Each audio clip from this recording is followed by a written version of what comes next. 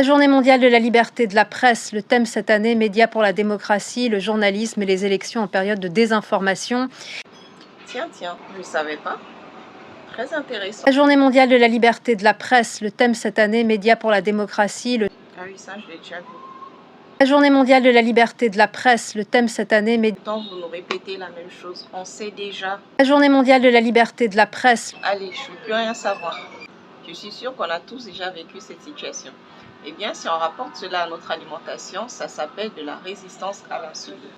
Quand tout est normal, ça se passe bien.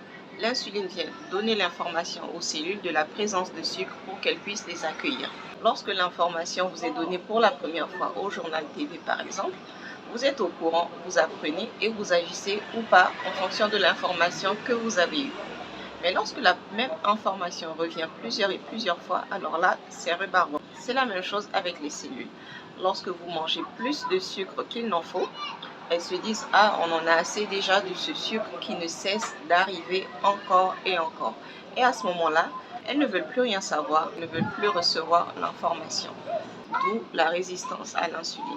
Et c'est ainsi que malgré l'insistance de l'insuline qui vient informer les cellules de la présence de sucre, d'énergie, elles ne veulent plus rien savoir parce que pour elles, elles ont déjà eu ce qu'il leur faut comme sucre.